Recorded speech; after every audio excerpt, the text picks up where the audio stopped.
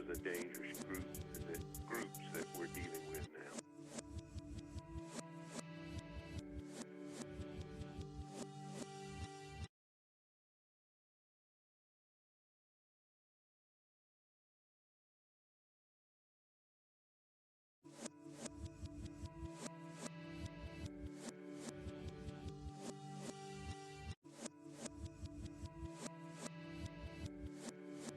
This is a dangerous groups that we're dealing with now.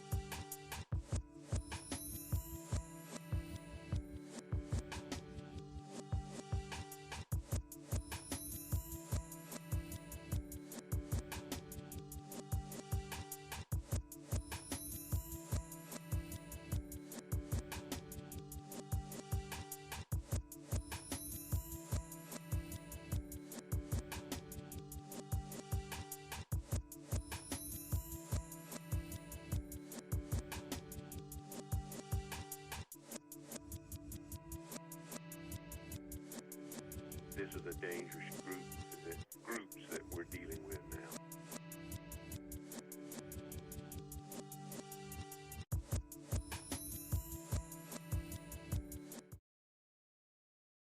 Year and a new season. 24/7 Buff Pandemonium isn't just a page. It's a family. a passionate group of positive Buffalo football fans To embrace the character and fight of this team We strive to embody this passion. and present a fan-first perspective. without all the fluff. Enter the K-Gun Report. Season 2. The first season was exciting for 24/7 Buff Pandemonium. Talking football, connecting with fans, and having quality conversation.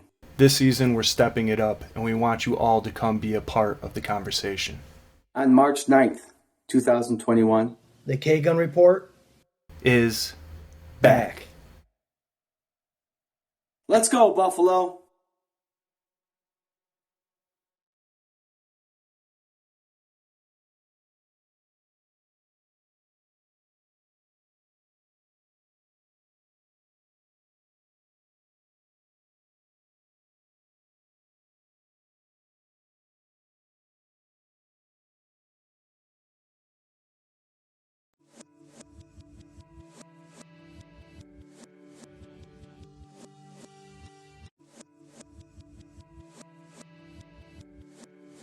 This is a dangerous groups that we're dealing with now.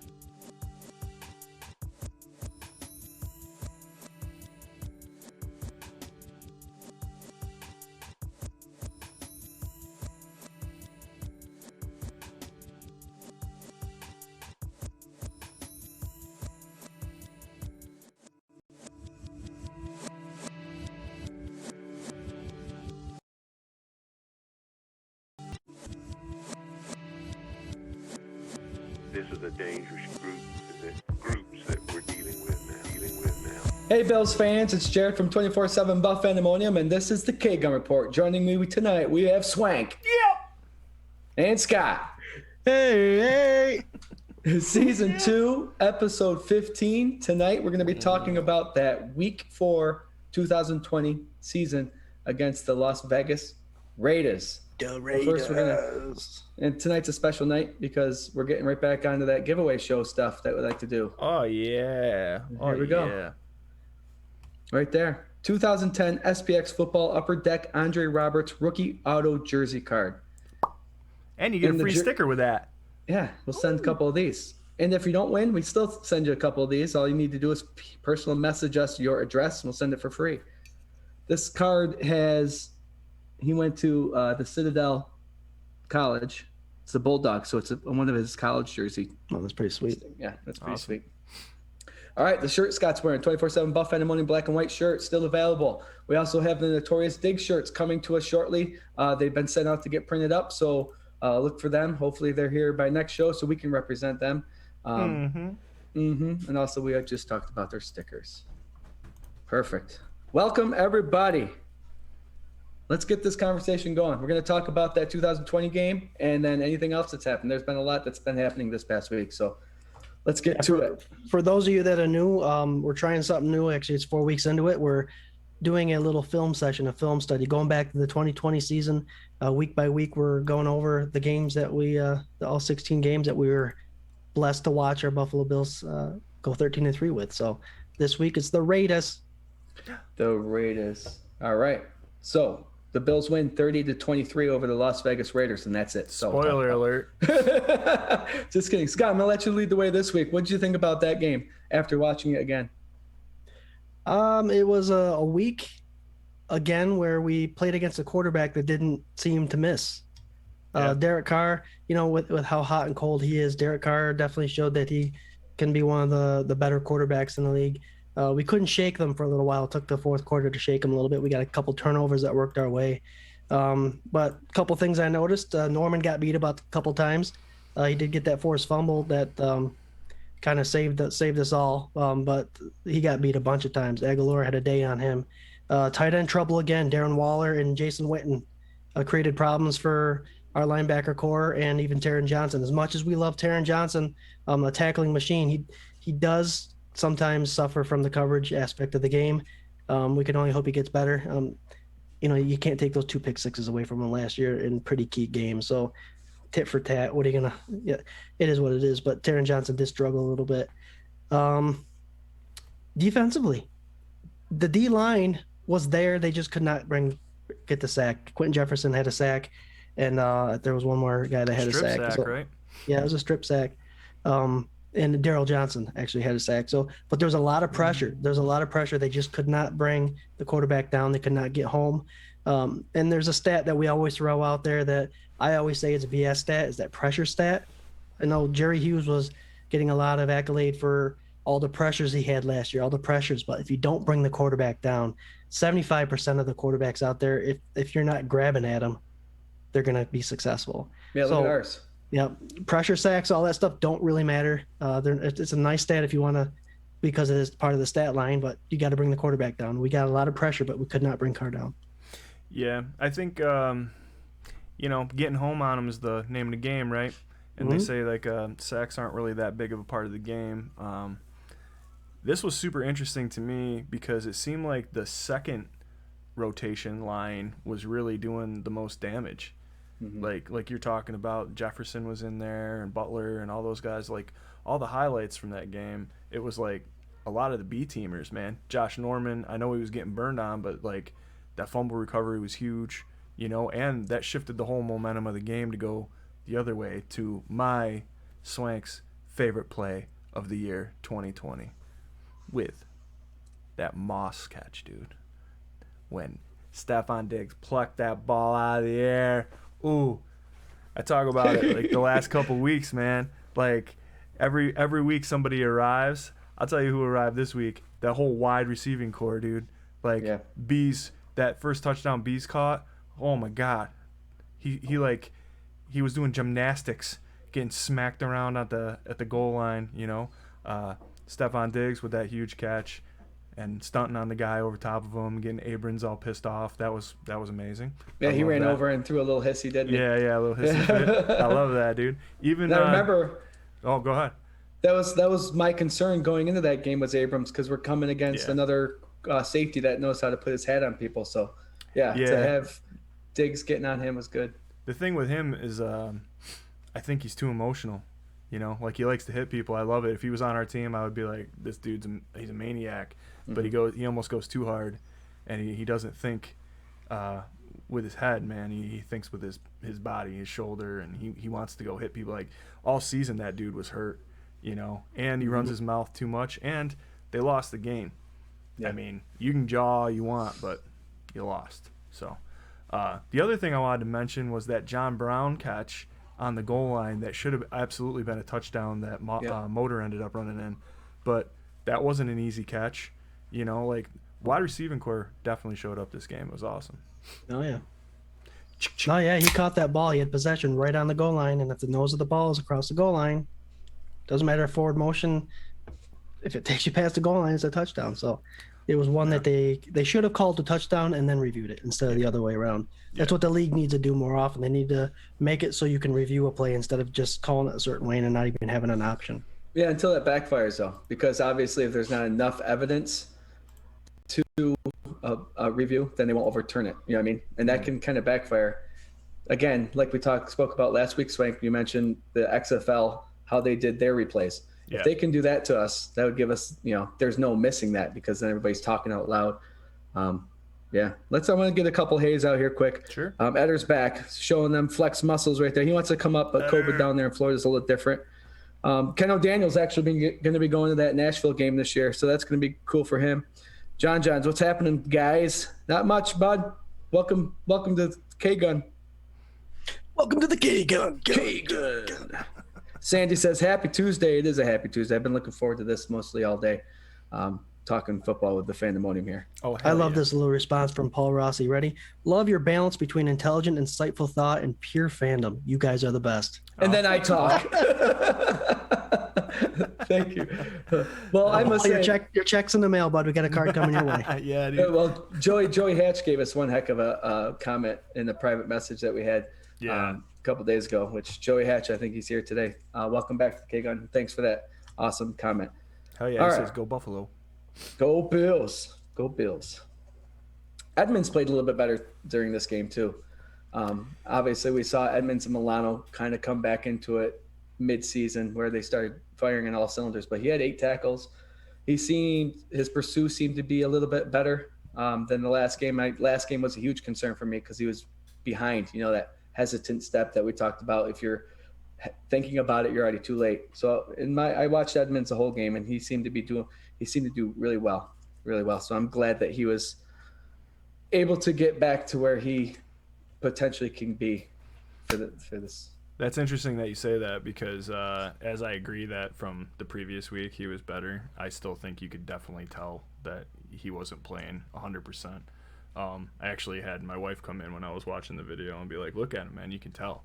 Like, there was a little screen pass to the left side, and he was the guy chasing him down to the sideline, and you could just tell by his running motion, like that shoulder was like dipping when he was running, and I was like, I remember that play. Yeah, right. And I was like, can you imagine, like as dominant as we were as an offense, if just those two linebackers were healthy all season? Can you imagine? I just it's almost a shame. It was a great season, but it's such a shame, Well, there was a similar play where Carr actually broke loose up the middle and ran down the sidelines. I was just going to say that. Yeah. And you could tell it's stiff. You can't have that nice fluid motion when running. He was stiff doing it. Mm-hmm. But so it's good to see him improve from the week previous that we watched, but he'll get there. All right. Jared, it's fitting we had that Andre Roberts card, because he did during one of the pivotal points of the game have a nice 38-yard punt return. Yeah, it was perfect. That took us to the other side of the field, and I think we ended up scoring. That was the Singletary touchdown from that John Brown touchdown that should have been. Yeah, man, that was a great run back too, because he tight walked the out of bounds line, and it was it was so fun to watch. I'm gonna miss him this year for sure. Well, And- we're playing Houston, right? All right, so you get one against. We'll see him. So Well, we'll see him. Hopefully, we'll see him about, I don't know, 6-7 times kick returning, catching the ball. right. Yeah. I'm gonna go 10. The one thing that we're going to miss from him, I know that one kick return, it was a punt return for 38 yards, was the fact that afterwards, the way he got his team fired up, he's a little ball of energy. Yeah. And, that goes a long way in the NFL, especially when there's no crowd. You know what I mean? Hey man, don't put that past Isaiah McKenzie though.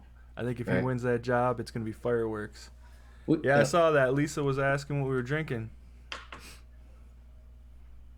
I was just telling the boys, man, I got the Sierra Nevada Summer Break. It's a session hazy IPA. It's only like 4.6. Super nice and juicy. And then my backup, of course I got PBRs. Of course. Oh, gosh. There you go. I know somebody watching that might like those PBRs, Chris Dutcher. I'm drinking from my little koozie here is a little Yingling. Yeah, yingalingy. Yingling. I think it's the oldest brewery in the United States, isn't it? Yeah, But you're right. It's good beer. Good beer. Let us know what you guys are drinking if you're drinking tonight. Yeah, hell yeah. It's Tuesday. Why not? All right. I think Lisa liked my PBR. Yeah. Chris says, "What's up, guys?" What Not up, much. Chris? Okay, let's see here. He said he was playing 310, 305. He looks then big. Okay, so Joey Hatch is already getting into it. Sure. He says Sterling Otis. I don't think that's who he's talking about, though. Was in camp today. He said he plays at 310. He's 305. Now he looks thin at being 305. Star Latulier. He's talking about Star Latulier. Yeah. So he did come to camp. He did have about 14-minute interview with all the reporters in the Buffalo and Rochester area. All his answers sounded good to me. I don't know if you guys saw him, but does anybody want to run on Star Latulier's interview in his camp? Go ahead, Scott. I'll go bark and hit the letter out. No, the Star Latulier. I had one question. I was hoping a reporter would ask it. What his current weight is? Oh, they said 305. Okay, so he's about 6 pounds lighter than what he played with. Yeah. So Joey even mentioned it. That was the first thing Star said is he's at the weight he usually is at camp at 305. He gains weight throughout the season. He usually plays at 307 or 310, but he does look thinner, which means what? If he's only 3 pounds lighter, but he looks thinner, what's that mean? Faster and stronger. Toned. That means muscle, boys. Yeah. I think So, everybody. So the big cloud, right? Is A, was he going to show up? B, is his mind on retirement? Blah blah. I think that he's definitely proven that he's kept himself in shape and, leaner, faster, better shape. Everybody, I think, is going to want to know: is he still going to take up 2 guys? Like, right? That's what everybody wants. They want him to be the guy in the middle that's got 2 blockers on him, so that Ed can do his thing, Jerry can do his thing, Groot can do his thing, Basham can do his thing. There's a lot banking on that as opposed to what was happening last year. So I would say if the dude's trimmer, thinner, faster, stronger, they're probably still going to have to spend 2 guys at him, whether he's like this wide or this wide. You know what I mean? Like, I think that this is all good things for the Bills. Well, part of the interview that I liked, couple things. I don't know if you touched on it while for my brief disappearance there, but no, you're the first one. Hit it. He was asked about having the time off. Did he enjoy it? And the retirement question was brought up. Did you get a little taste of what retirement felt like, and did you have any time to consider it? And he came right out and said 3 to 4 weeks. That's all it took. And he watched his team play. He said, after 3 to 4 weeks, I got right back to the gym and started working out again. So that was kind of that tells you that he was. I mean, regardless of what you heard, I know Bills fans, Mafia. Once we say something, it catches like wildfire. The talk of retirement, all that stuff. It appears that it wasn't even considered. No. Yeah, I would agree with that, dude. Yep. I'd say. I'm sorry, really quick. Joey Hatch was just saying. Star said that Eddie O ran up and jumped into his arms and said, "Thanks for coming back." That's awesome, man. Yeah. Well, the Eddie O question was brought to the board there, to the table for Star. He asked him what he thought Eddie O did in his second year and how he thought, basically how he thought he did. And he's like, he did good. He did well. He took up a lot of double teams that he wasn't normally used to, and he did good doing it. So to know that Star knows that, to know that Star is aware that the guy that usually plays the number 3 technique had to take a lot more double teams, that says a lot too. So he's aware. He knows what happened. Yeah. You want to know my favorite thing Star Latulier said? One of them. Do it. Right off the bat, first question is obviously gonna be, what was your decision behind doing the COVID-19 and taking the time off or leaving for the season? He said it was a pretty easy decision for him. He has kids, he's got a family, and there's still that uncertainty of how the NFL was, and they pretty much told the NFL players, listen, we need to know, and once you opt out, it's done. You can't come back, right? So he opted out. He's human. And he definitely showed it when he said, I spent my time with my family. I spent my time with my kids, my wife. I had a great time. He watched most of the games, but he couldn't bring himself to watch them all because he missed it. And he wish he could help, but he doesn't regret his decision, which is awesome. Being with his family where he knew everybody was safe. That was my favorite thing about it, because he was honest right out front and he just told everybody, listen. And it's good to see the human part of these people. Yeah, so that was fun. And I did see that Ed Oliver did jump in and give him a big hug. I was thinking all day today at work about Star Latulier after I read that he was at camp. He's got a lot on his shoulders this season. He's a lot of pressure on this guy, because all last year we said Star's missing. This is the key part to why the Bills' rush defense is struggling. What do you guys think about He's got a lot on his shoulders, man, but I think the whole defense has a lot more, you know. He basically, they gave him an excuse. Like, Star was the excuse. And if you're going through, if he comes in and nothing changes, then there's a lot more of a problem than Star Latulier, right? Right. But I think that Star, he knows, man, because I think now that he opted out, this is the final year of his contract, correct? And so he's going to get a decent chunk of change. He's got a lot to prove. Is he going to play anymore? Is he going to do 1-year option deals or 2-year deals, or is he just going to be done after this season? Or did he miss it so bad last year and he saved his body for a season that maybe he's got a couple more seasons out of it? You know what I mean? Like, the continuity on the line to me is just as important as, you know, having studs. And you have a young stud like edge core now that you can develop and get right. So I don't know. It'll be super interesting to see. But I think really it's a lot more than just Star having to prove something. The whole D's got to prove it, especially that D line. And can you imagine like Leslie Frazier and Sean McDermott having egg on their face if, like I said, if Star isn't the problem? Nothing happens, yeah, right? Like, that's going to be huge. It's one of those things where, Star Latulier is a leader, though, right? So even just his presence for Star to be there might be beneficial, but for everyone around him, that feeds off. Scott, you wanted to talk about something. You sent Swank and I a message during Messenger about everyone's been talking about Ed Oliver benefiting from Star Latulier. You had a question about that? The conversation a couple of times was brought up this week in a couple different forums. People were concerned about Ed Oliver, and we mentioned him being out of place with Star opting out and all this stuff. But the biggest concern was we spent a first-round draft pick on Ed Oliver. Why does he need someone else to make him be successful? And at first I thought it was a great question, but then I was quickly reminded that there's 10 other guys on the field.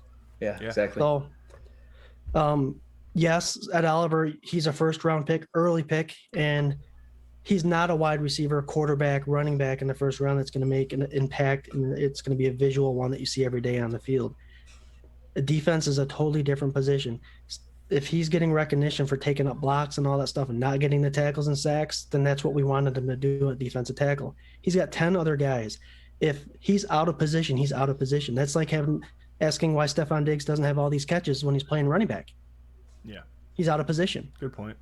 Stephon Diggs is playing slot receiver. Yes, he's okay there, but his primary position is the outside. So you gotta take it as it is.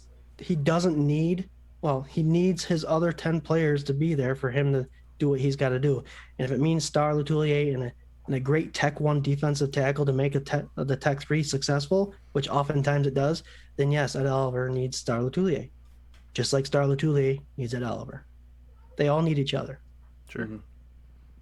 Yeah, But it goes. I saw that on a couple sites, and I was like, it's a defensive tackle position. It's not a defensive end position where you can have all the glory. It's a hard interior line position. You need that other guy with you, unless you're a 3-4 defense. Yeah, no, that's exactly what I was going to say. How many DTs can you name, besides Aaron Donald? Like, Right. Go ahead and name them. It's a thankless job. Star, nobody gave two shits about Star Lotulelei before he opted out, to be honest, right? Like, he was kind of a joke. Why are we paying him all this money? You can go back and check all those Twitter receipts from people talking a bunch of game about Star. And then you had a season without him, and it was like, oh, maybe he was more important than everybody thought. So now to switch that and be like, why isn't Ed Oliver producing like these crazy, like if you watch these games that we're doing every week and you guys can follow along, watch these highlight reels, watch the game over on Game Pass, whatever, Eddie O is in the backfield so often. Even with taking those double teams, he's getting the double teams close to getting home all the time. Like you can see the frustration on him. You know what I mean? And I don't know. There's a lot of talk about like potential bust and all that stuff. I just don't see it. I see him coming out this year and swinging. Yep. Well, I put out that post saying who has the most approved this year. Is it Harris, Philip Harris? Harris, help me out here. Angry Harry. Horrible Harry Phillips? Horrible Harry. Phillips. Yes. Sorry, I brain farted on that one. I was too busy about thinking about this. So I put out the conversation, who has the most approved this year? Is it Phillips or is it Oliver? And a lot of people was arguing back that it should be Oliver. He's the number one draft pick and all that stuff. But the reason I asked that is because Harry was coming off an injury and he had high hopes. He had a lot of high hopes for him. Just because he's in his fourth year doesn't mean that he doesn't have a lot to prove. And then the same with that Oliver being a first rounder and being out of place. Now that Star Lotulelei is back, they're both going to be in the exact place they need to be. So who needs to prove more? And that was more of just to get the conversation for people to realize that these two now are in a position where they are in the correct spot on the defense that the Bills have for them. I got to say, Harry kind of got a bum rap coming into the Bills organization. Like, everybody was trying to herald him as like the next Kyle Williams because Kyle just left. He wasn't that high of a draft pick to be even considered in that same conversation. And the fundamentals that he had in college, I mean, he had a lot of upside, but I don't really think there was anybody talking about this kid coming to Buffalo and stepping up and being like outside of Buffalo. Nobody was saying that he was going to be Kyle Williams. Everybody was just hoping that he was going to turn into Kyle Williams, right? So I think he got kind of tagged unfairly in the beginning of his career, and that's a lot of pressure for him to have. I actually think, he got hurt. Was it his rookie season, right, or second season? I think it's second. Yeah. Year two. Yeah. Early in the season. In the playoffs, he flashed. Whenever his number is called and he's in there, it seems like he's doing a pretty good job, man. So, like, again, it's a thankless position. If you're in there and nothing's happening around you, you're doing a good job, right?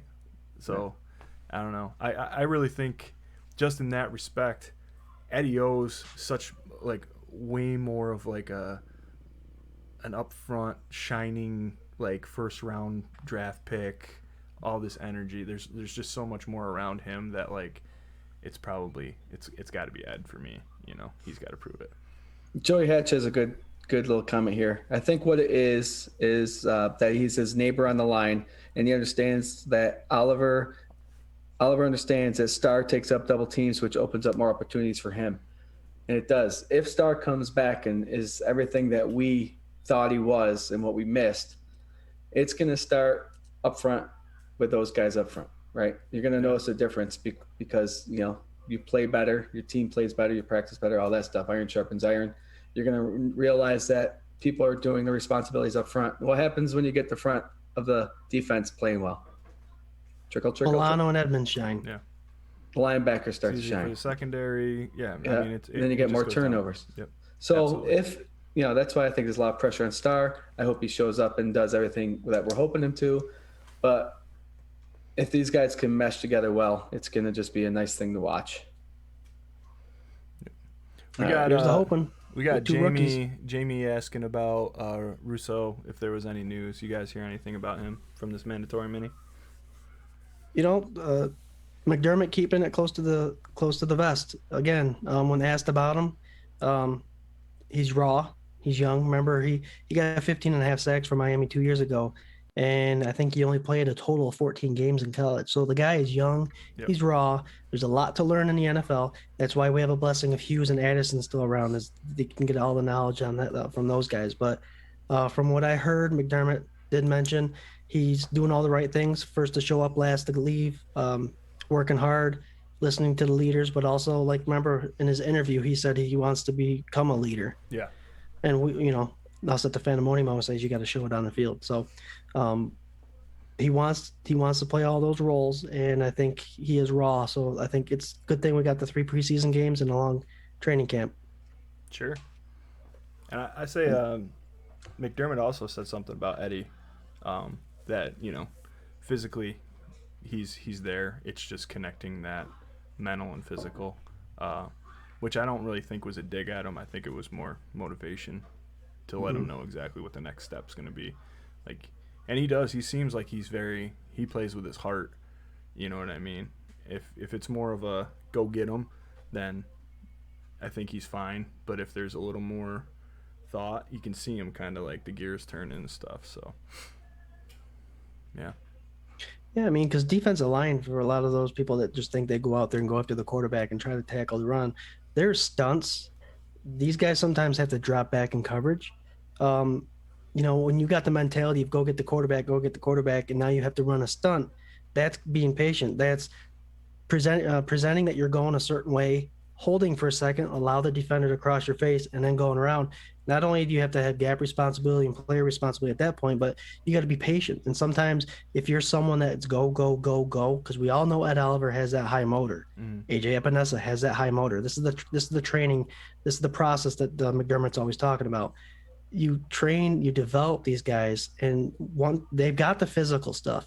They just need this stuff. And sometimes this takes a little longer to catch up. Sure. So, a lot that goes on a defensive line, and again, it wasn't a dig. I didn't feel it was a dig either when I heard him say that. It was because people are wondering where Ed Oliver is, and it's like he's getting there.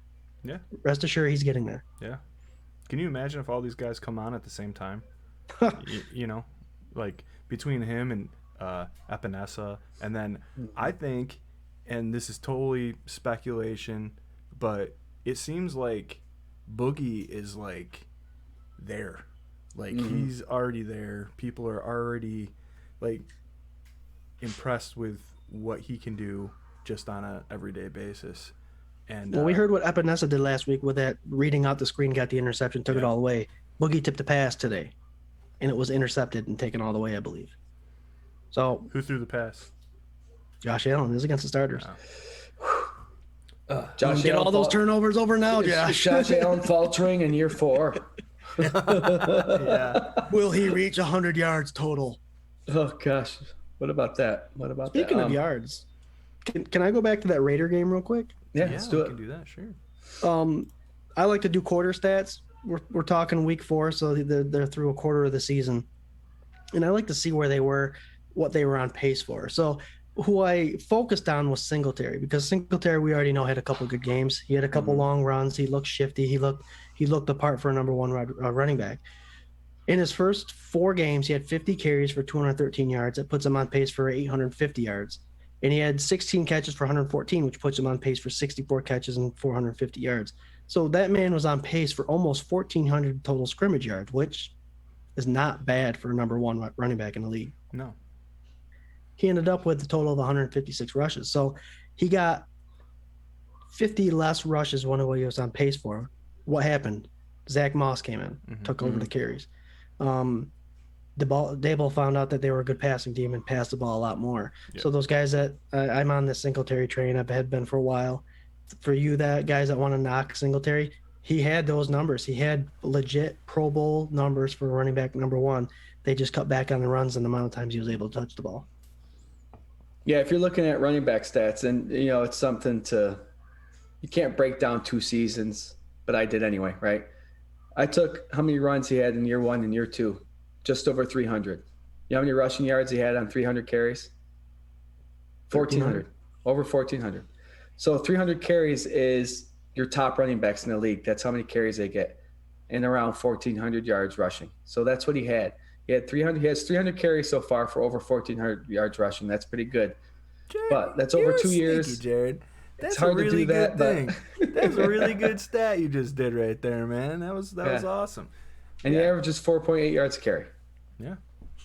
That's Sneaky, pretty damn man. special. You're the sneaky read, dude. I snuck it in there. See that? I snuck it. I got math skills. Joey Hatch, they said that he is way more polished than Russo. They're talking about Basham here. Yeah. They're going to have to take some time with him, which is okay. Isn't it crazy? These two coming in. Oh, sorry. Go ahead, please. These two coming in at the same time. They're like brothers. They're coming into the NFL their rookie year at the same time. There's a special connection that these two guys are going to have. To have one a little bit above the other, it's going to push Russo. That's how it's going to be. Yeah, isn't it weird? Like it almost seems like the second rounder is the security blanket for the first rounder, right? Like, so they got a guy that was like a little more proven, maybe doesn't have as high of a ceiling as Russo might have, but can come in and produce like right off the bat. Like, I really like Boogie, dude. I love, like I've said it the last couple of weeks, that when he's came up, like his college tape, go watch the highlights when he There's a lot of them. God, man. Yeah, sacks or run stuffs, or when he puts his shoulder on somebody, they don't go anywhere. Like he loves to hit people, and you can see it. And to go on your point there, Swank. We talked earlier. Russo only had like 14 starts his whole college career. Yeah. Basham's coming from 4 or 5 years of That's what starting. Joey Hatch was saying. Boogie was a 5-year captain and starter play from day one. There you go. So he's got a lot more experience, a lot more schematical knowledge and all that stuff based off just the years of experience he has. So Russo was the fun toy. Yeah. And I think when Boogie was there at number 2, I think that was just something that, fell into our laps. I did a post earlier this year thinking Boogie should go to the Bills at 30, and I was crazy. I was crazy excited when I saw he was there. And then the fact that the Bills grabbed him was even more crazy. But I'm excited for him because I did watch all that film that he does provide for us, and it's pretty impressive. He's got quick hands. He's solid. He's a rock. Yeah. And he can play Tech 3 as well. So he can play defensive end and defensive tackle. So it'll be interesting to see how they use him. Yeah. True. Yeah. Another guy that's showing a lot of promise is our safety there that the Bills picked up, Hamlin. Yeah. Scott, you had another question that you threw Swank and I our way. You want to throw it out to the Fandemonium and see what they think? Well, I want to precede it by saying with Swank talking about Harry and coming in, and everybody thought he would be the next Kyle Williams. I'm kind of nervous about this happening with Hamlin, the safety that the Bills picked up out of Pitt. He was a teammate of Dane Jackson. He was picked up by the Bills in the draft this year. I don't want him to fall in the category of the Bills got him. He's the next Hyder Poyer. Yeah. No. With Hyder Poyer on the wrong side of 30, I think the Bills made a smart decision in Hamlin. He's a baller.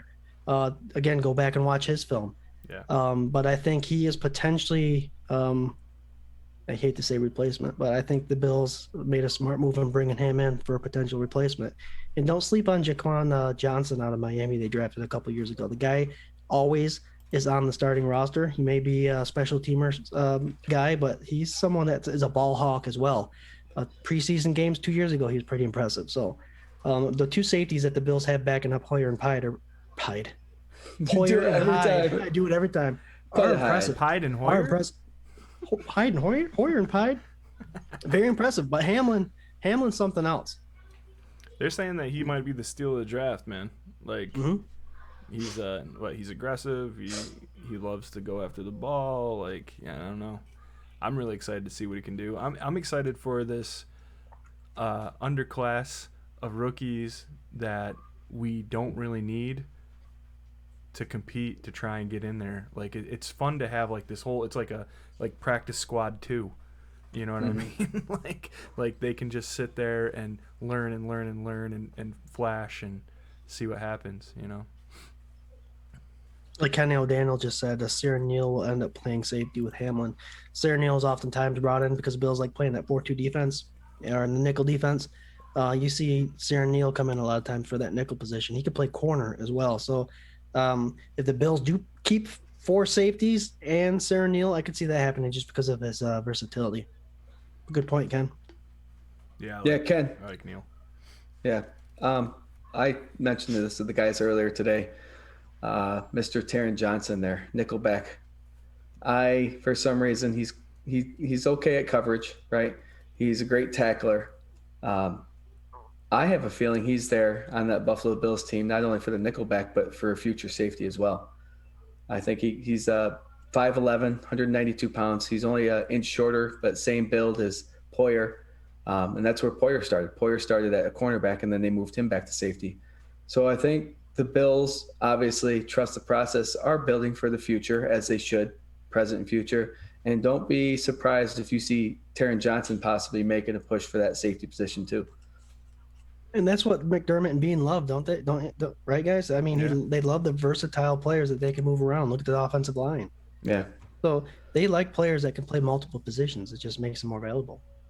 Well, absolutely. I mean, look at for instance, when Feliciano came back in and Morse was out, and he slipped right into the, center position. Center spot. And there was no problems whatsoever. You know what I mean? Like, to have those kind of guys, that's insane. And then you can start drawing up some crazy shit.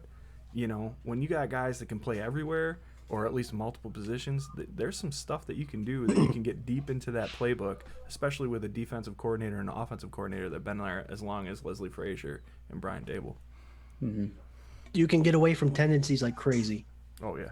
Offensive quarterbacks love to find tendencies, and if you have multiple packages out there, that makes it that so much more harder to pick apart. So, well, and defensively, the Bills were one of the top teams in disguising coverage in the league. You know what I mean? You hear them talk about it all the time. So, I don't know. Keep mixing it up, man. I can't wait. Oh, I can't wait.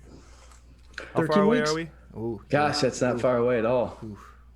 That's for the first preseason game, right? 13 weeks for preseason. I think that's or is that camp? Regular season, man. I think that's regular season. Oh, August. even better. Second week of August. So 9 weeks until we get to watch football on the field. Yeah. So even better. Right around the corner. All right. Let's go ahead, Swank. Scott, this is going to sound a little unorthodox. Could you raise your right hand? Can you pretend to do a grenade and then launch it over your head?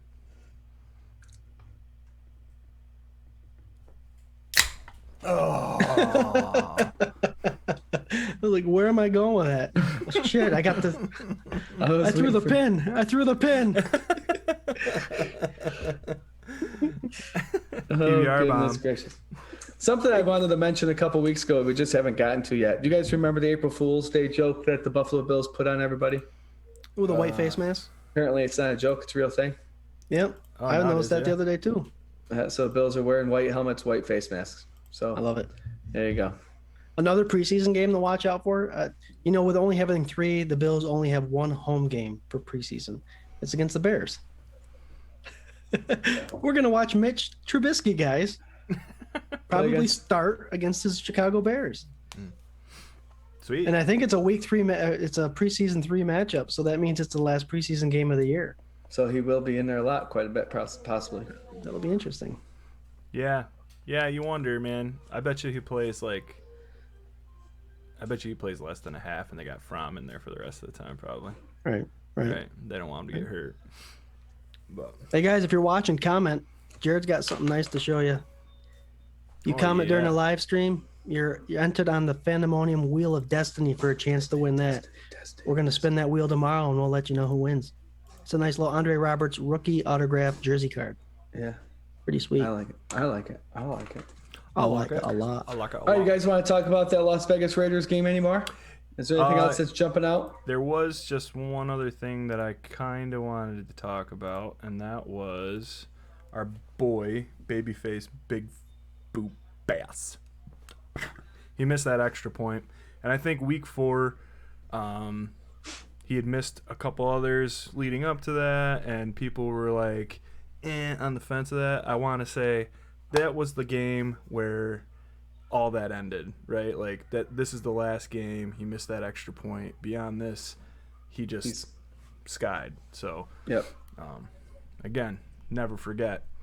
He turned it around in 4 weeks, which for a rookie kicker with that much pressure on him, that's huge. So, good on him. He became the single season scoring leader for the Buffalo Bills. Which is insane when you're talking about, like, Steve Christie and, like, all these guys. Scott Norwood, Steve Christie, even Ryan Lindell was there for a while kicking the ball. Thurman Thomas, Andre Reed, all those guys that were scoring touchdowns all the time. Nuts. Do you know Andre Reed and Thurman Thomas both have the same total point score for the Buffalo Bills organization? 922, both of them. Wow. That's crazy, Rain Man. I can't believe you knew that. Someone look it up. No, but Bigfoot, Babyfoot, Bass. I mean, that's what we all have to remember sometimes is often it's said that the first 4 games of the regular season is a continuation of the preseason because now this is a full game that everybody's playing. You really don't get the true look or indication of how a team's going to play throughout the season until week 4 or week 5. So,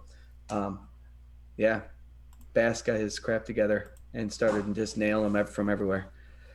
From everywhere.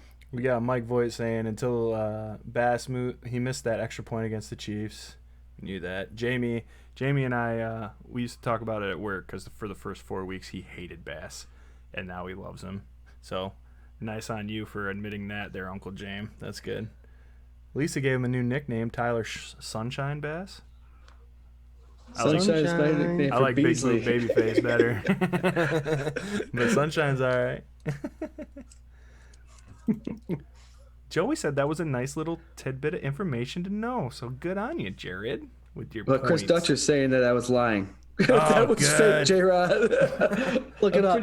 I'm pretty sure. Someone's got to look it up for me. That Snapple bottle you open up for the facts, you still have to look that information up, You still have to look them up.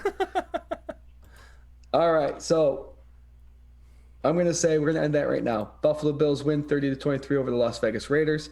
The next game that we're going to talk about next week, week 5 of the 2020 season, is that crazy week that we played the Titans on Tuesday. I call it the unfair COVID week. Yeah, do we have to not? COVID. We don't have to do that one, right? We got playoff games we can do. yeah, we could. Split decision. You guys want to do it now? Well, we got 9 weeks. We got 9 weeks until the preseason starts, so we got to cut some games out. Yeah, that might be one of them, man. You want to do that one in the Kansas City game? You know, I say we did 4 in a row. Let's cut that in half. Skip the next 2, and then pick it back up, right? Right with the wind. What do you guys think out there in K-Gun land? You know, you guys want to talk about the Titans in the Kansas City game? Do you? Or you want to move on to our next run of wins? Guys, we're not in denial. We know what happened. We just don't want to talk about it. Yeah, because it was bullshit. It was a COVID debacle that things just weren't right. I remember the Titans game up until that Tuesday. The Bills still didn't know if they were playing the Paul Chiefs Rossi or the Titans. says cut that Titans game. Yeah, cut it. You know, so it wasn't a fair matchup, which will be fun for a revenge game this week. Alberto says nope. All right, we'll cut that one. We won't talk about the Titans game or the Kansas City game. Nah, we'll skip them both. Well, I mean, according to Travis Kelce, right, the Browns are like right there with the Chiefs in the AFC for contention, right? I could not believe when I saw that. Okay, quick pandemonium. Besides the Buffalo Bills, what other team out there do you think is in contention with the AFC Kansas City Chiefs? I just shared a story with these two guys that Travis Kelce said that the Cleveland Browns are pretty much neck to neck with the Kansas City Chiefs. No mention of the Buffalo Bills at all. That's your favorite team, right, Swank? Cleveland? Yeah, dude, I love Cleveland. I also saw it was in our chat, right? Where like maybe it was somebody made a comment on it, but it was if the Browns would have beat the Chiefs, it would have been way better for us because we probably would have mopped the floor with them.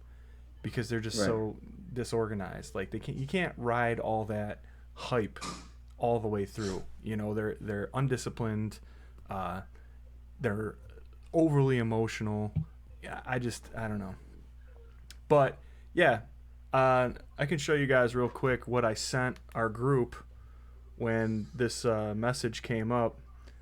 Scott thought that maybe somebody hacked my phone and whatever. But it says, I think the Browns and Chiefs are definitely neck and neck. And then I sent this, which is a bunch of puke emojis. Because that's I thought he was canceling the show. I thought he was sick. But he was referring to the topic above. No. That's ridiculous, man. Like, do you think they do this shit just to piss us off? You know, just to get us talking and be like, you know, it's like hitting a bee's nest with a baseball bat and just like, what do you mean? There's no way.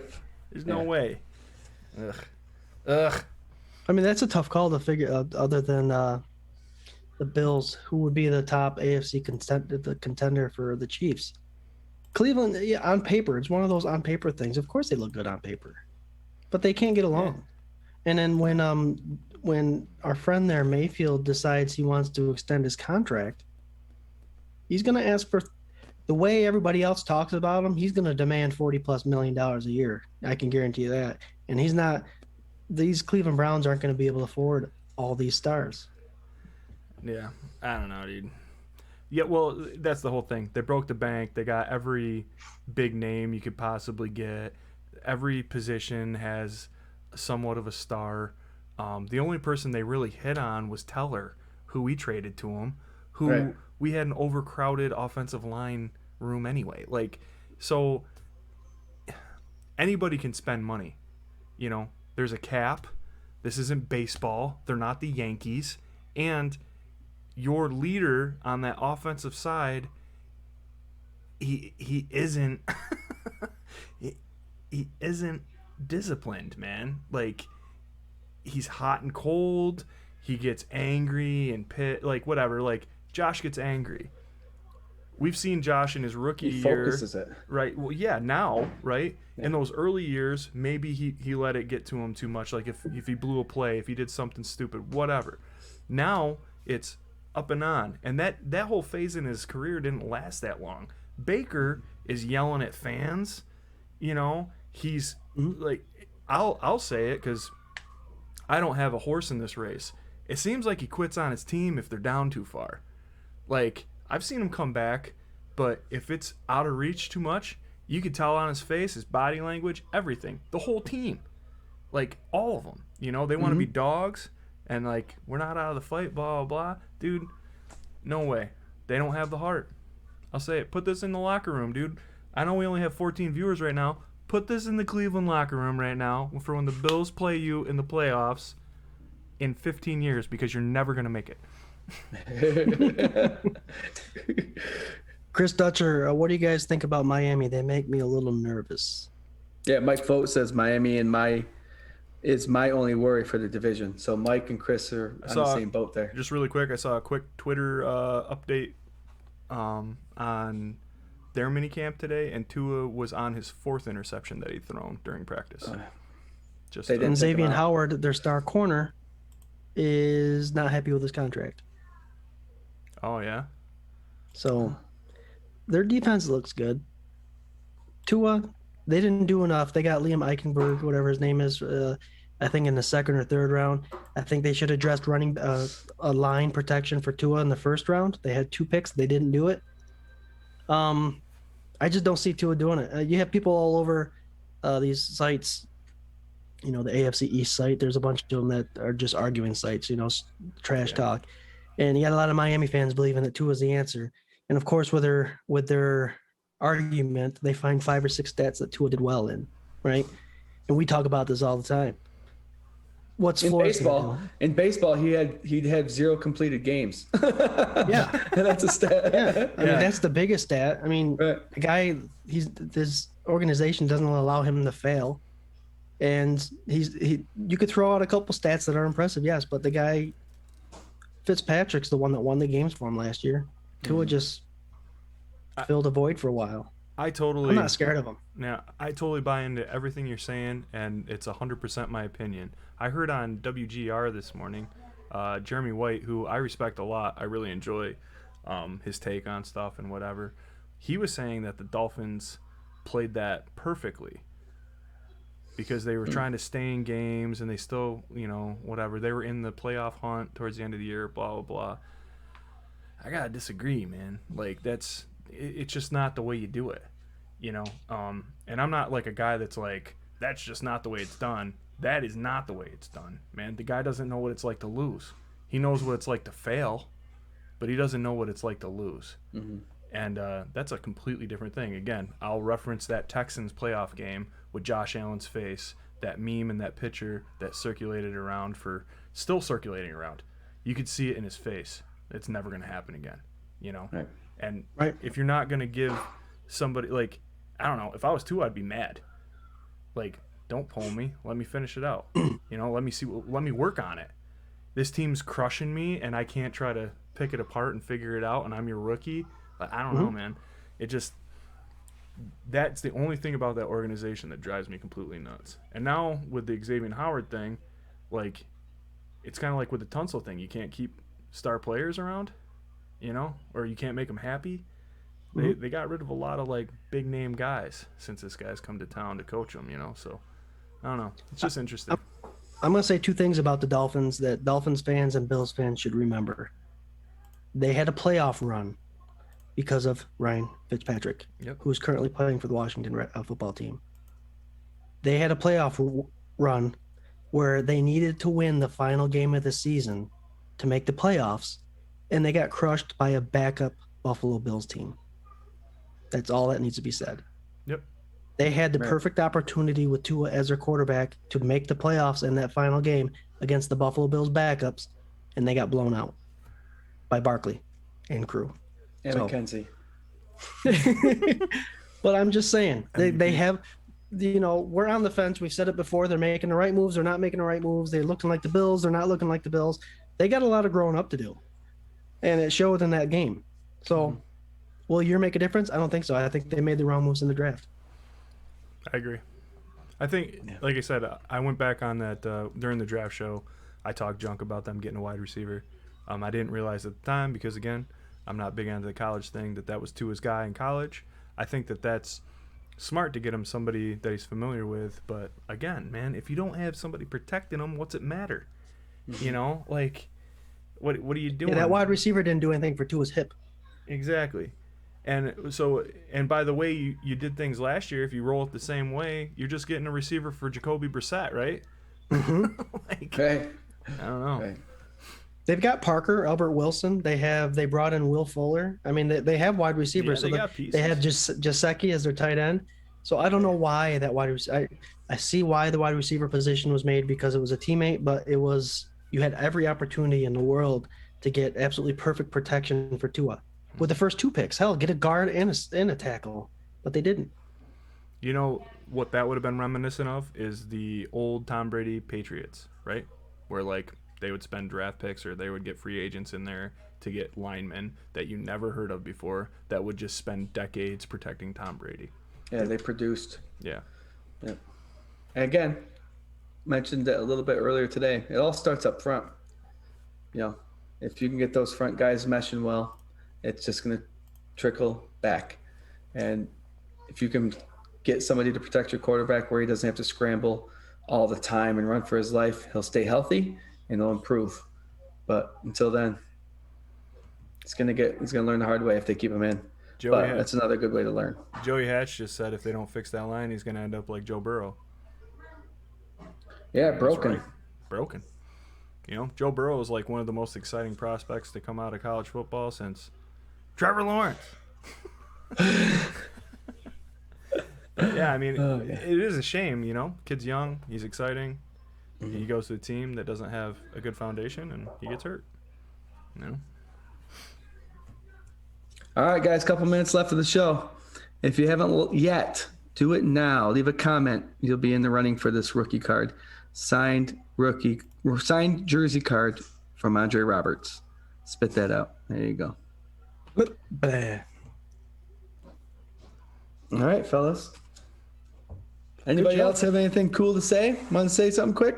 Get in there. We'll talk about it. If not, we're going to skip the Titans game next week. We're going to skip the Kansas City game next week. And off the top of my head, I don't know who the next win came against. The New York Football Jets. That's a great game to talk about. Yeah, we'll talk 18 about to 10 win. 18 to 10 win. This is when Bills fans are starting to get a little worried because we just lost 2 games, and the Jets put up a matchup against us. So and that'll be that's fun. when your boy Bass came to light, I believe. I think he kicked 6 of them, didn't he? I think so. Good fantasy kicker to have that week. Yeah, won that game. Fandemonium, thanks for participating today. As always, we love hearing what you have to say. We love the banter going back and forth in the comment section. Yeah, great show. Season 2, episode 15 coming to an end. Anybody else have any last minute things? Last thoughts, Scott? We love doing these giveaway shows, and like I say all the time when we do them because we want to give back to you guys because you participate, you have fun with us, you bring up topics, you keep the conversation going. And that's our motto. Join the conversation, join the stampede, because that's what we're all about here at 24/7 Buff Pandemonium. We wouldn't be a page. We're 6.1K strong. We keep growing. It's because you guys keep inviting. It's because you guys keep involved, and I absolutely love it, and we love to give you guys things just for joining us. So thank you. That was beautiful, man. That was beautiful. No, dead on, man. I mean, we wouldn't be able to do this. We'd be able to do it, but it wouldn't be quite as fun. You know what I mean? And we appreciate that you guys get our vibe and how we like to discuss things and dissect things. And we've been getting a lot of messages and a lot of comments lately that are super positive and encouraging. And thank you guys so much. It's really nice to know that all the work that we put in, and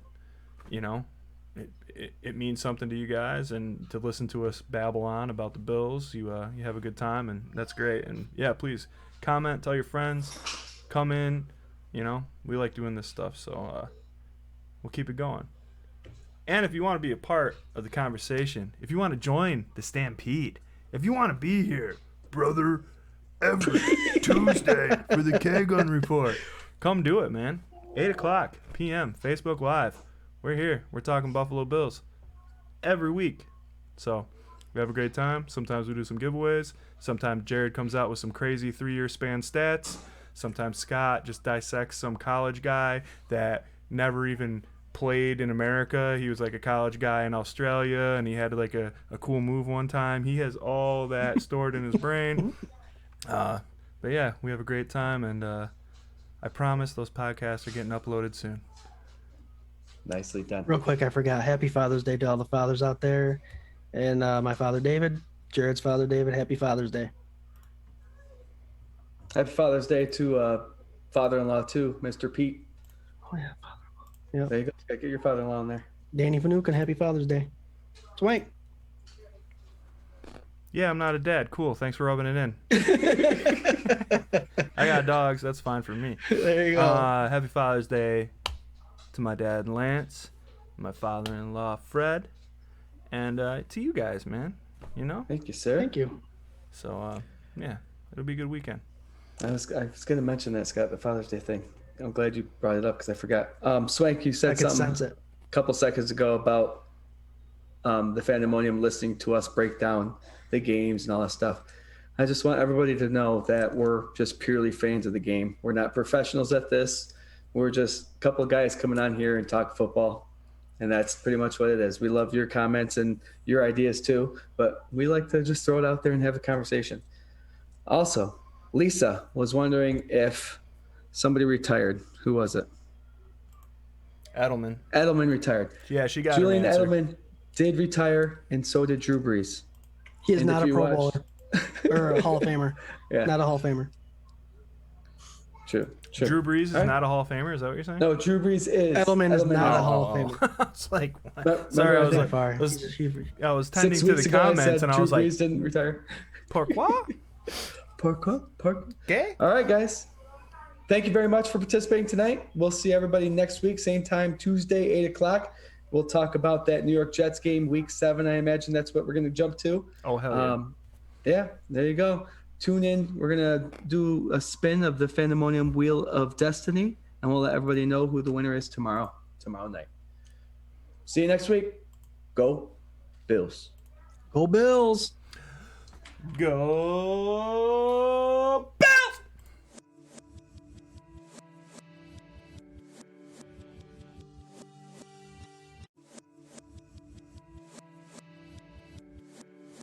This is a dangerous group.